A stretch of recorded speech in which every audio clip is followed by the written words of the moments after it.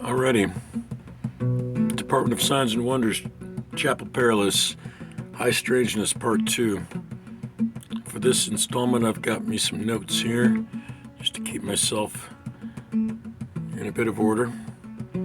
We jump ahead to 1992-93. I'd gotten married early 20s. Didn't last very long, but it was fun while it did. Well, after about a little over a year together, two of us moved into an apartment complex called Turtle Creek Apartments. It was right next door to Turtle Creek Nursing Home that my wife worked as an LPN at. The apartment, most of the downstairs residents of the apartment, anyhow, they were a lot of retired folks whose spouses were staying at the nursing home. And I'd see them often in the daytime in the downstairs common area across from the main offices where they had the little sewing circle and make crossword puzzles and so on. Anyhow, my wife and I, we moved into the second floor of a 3-story apartment complex here at Turtle Creek. Had 2 bedrooms, a bath, kitchen, a living room. We lived there for probably several months before things got weird.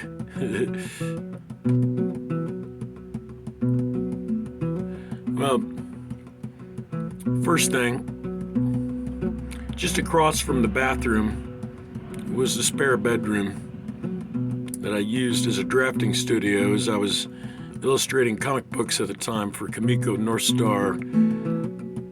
I had a nice big drafting table, complete with one of them standard drafting lamps mounted to the desk, and I'd gotten into the habit of tossing my cap that I wore back then onto the lamp with its little behind the back flip each night before heading to bed.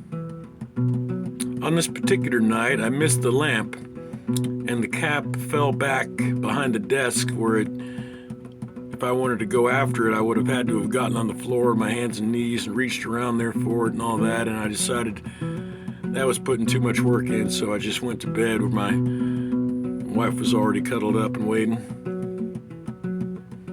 Well, I was the first one up that morning. Went to the bathroom, took a whiz, and when I stepped out, I saw into the spare room, and yep, lo and behold, that cap was hanging on the lamp.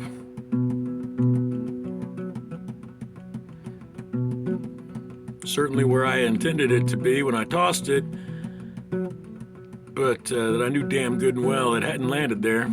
And anyway, I went into the bedroom as my wife was waking up, and I told her I think we got a ghost. I explained to her, and both kind of had a laugh about it. The idea of having a ghost, especially one that was helpful enough to retrieve my cap like that, didn't bother me a bit. And I probably could have just ignored it, went on about things, and had things not escalated.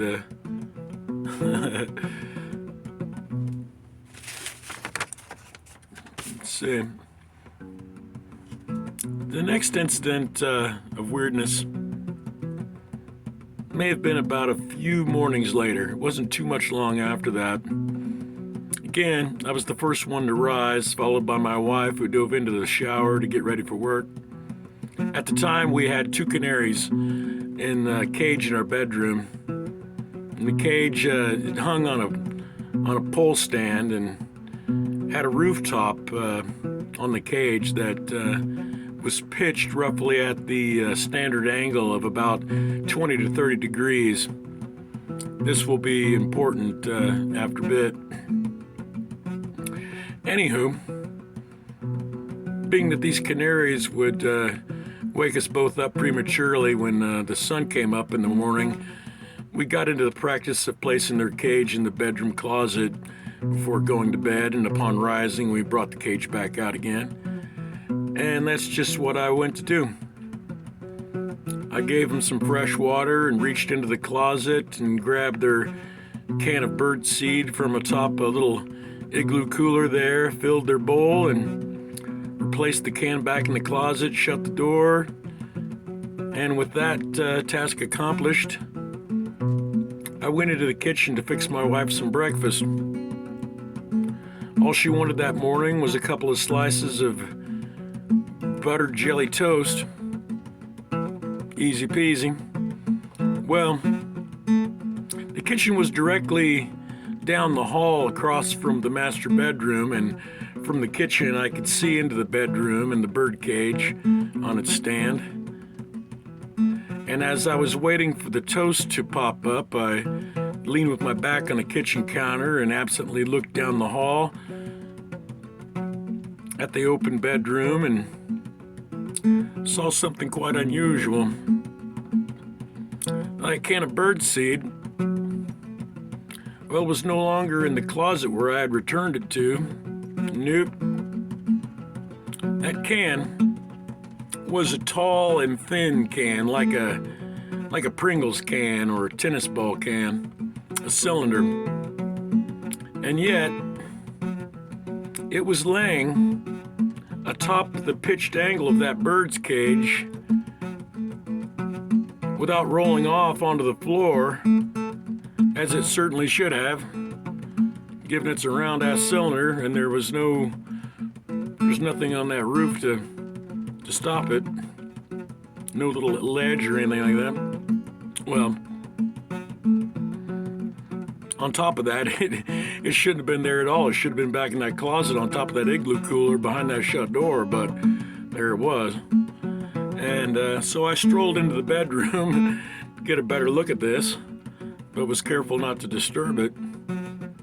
Satisfied that, sure, it was quite impossible, I got my wife out of the shower, dripping wet, to have a look at this thing.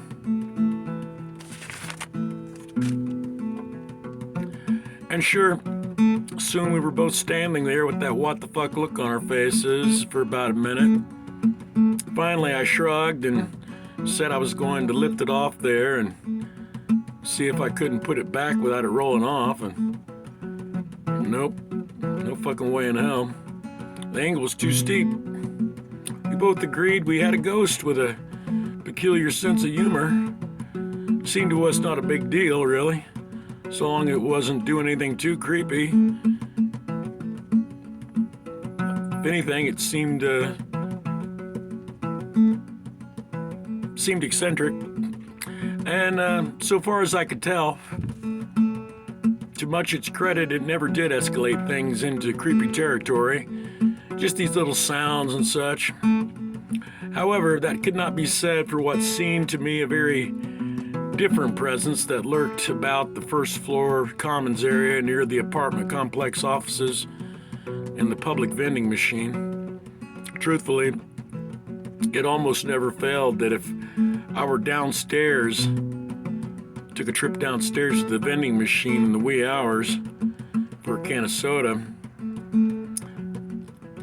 there seemed a presence there that followed me back to the second floor landing in such a way that I actually had to fight the urge, the impulse to just flee from it. It was, it really took everything I had just to stay steady, which I did just for the exercise, really. But as soon as I was back on the second floor, the presence would seem to be satisfied and the feeling would vanish. Well, about a decade later, a little less than a decade later, I was no longer married, certainly, and no longer living at Turtle Creek Apartments. I met a fellow, and we became very dear friends. And upon meeting him, he told me, and without my prompting him, that he at that time had an apartment also on the second floor of those Turtle Creek Apartments, and that he was in the process of finding another place to live because he was convinced that the apartment above his, which he found out was vacant,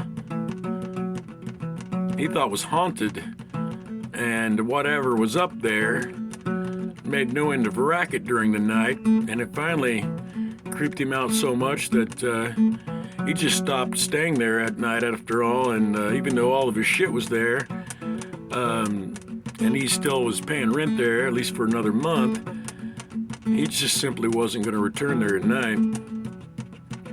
So, take that for what you will.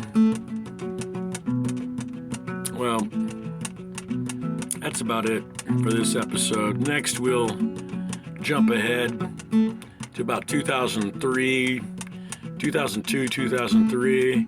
Another haunting. Also not, at least to me, not particularly creepy. Although I could see some people finding it very fucking creepy. But a bit more over the top than this one. Anywho, we'll be back with that after another. It takes 2 days for these things to upload. So, we'll see you.